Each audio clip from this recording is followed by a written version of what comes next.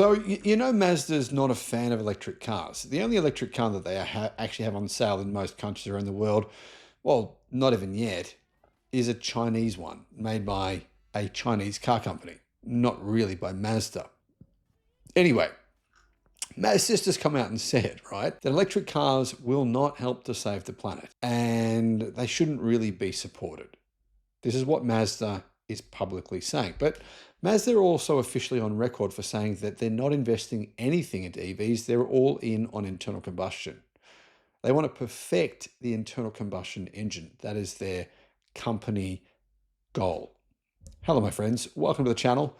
I'm Sam Evans. You're watching the Electric Viking, and Mazda's global finance chief has questioned the auto industry's what he says is its blind push toward electric cars, arguing the conversation around sustainability has become too focused on tailpipe emissions and not the total carbon footprint from production to disposal.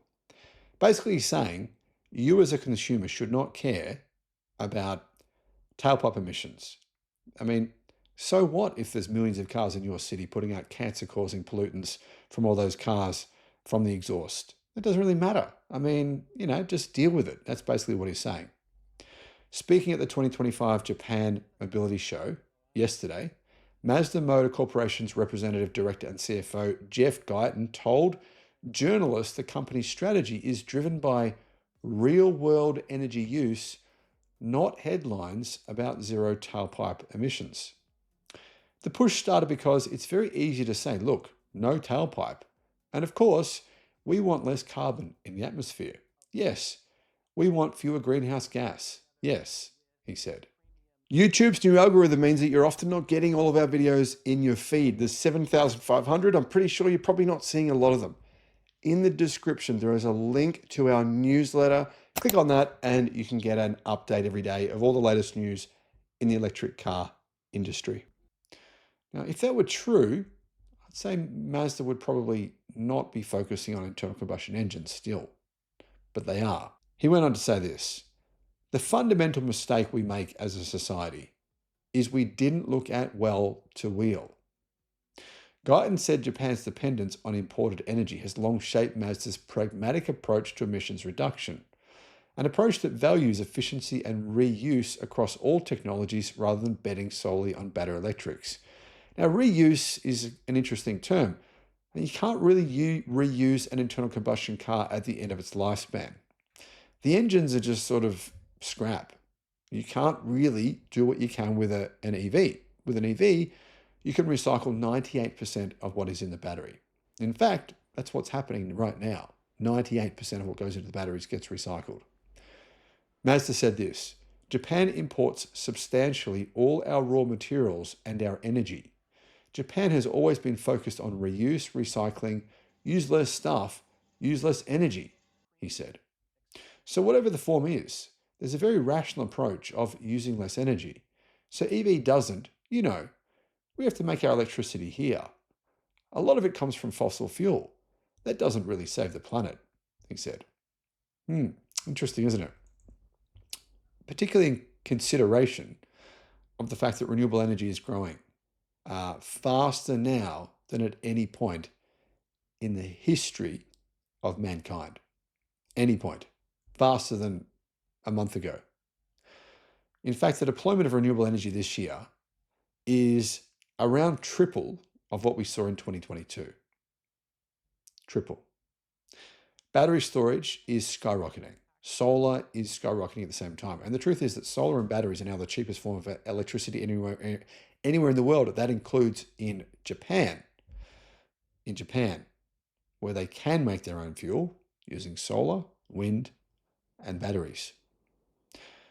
Apparently, Mazda doesn't know this, though. While most major manufacturers used this year's Tokyo Motor Show to showcase the latest in EVs and software-defined vehicles, Mazda focused on a pair of interesting plug-in hybrid concept cars, the Vision X Coupe and the Vision X Compact. Both of them combine electric and combustion power, one of them with a rotary engine. Now, I don't think either of those vehicles will ever come to market. They just look like concepts. And to be honest, these Japanese motor shows, most of the Japanese concept cars never actually become real vehicles. It's not like in China where they make a concept car and, a month later the car will be on sale. It's crazy. Anyway, Mazda's comments come at a time when governments globally, including Australia and Europe and many countries around the world, are targeting emissions regulation.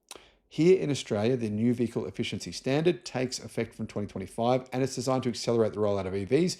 It's designed to remove carbon from the atmosphere that actually hurts humans. It's designed to prevent the thousands and thousands and thousands of deaths, in fact, hundreds of thousands of deaths attributed to pollution from exhaust tailpipes. But it's also designed to kind of go hand in hand with what Australia is doing, which is moving away from fossil fuels to renewable energy.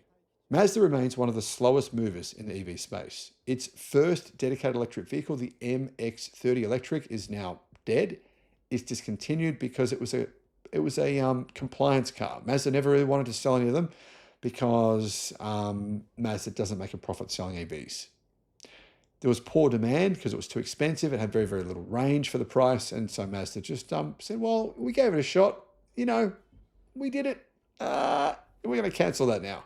So Mr. Guyton's, or Mazda's criticism of the industry's EV push with tailpipe emissions is interesting because it's similar to the negative sentiment from Japanese automakers, including particularly Toyota, who say that EV mandates overlook regional energy mixes.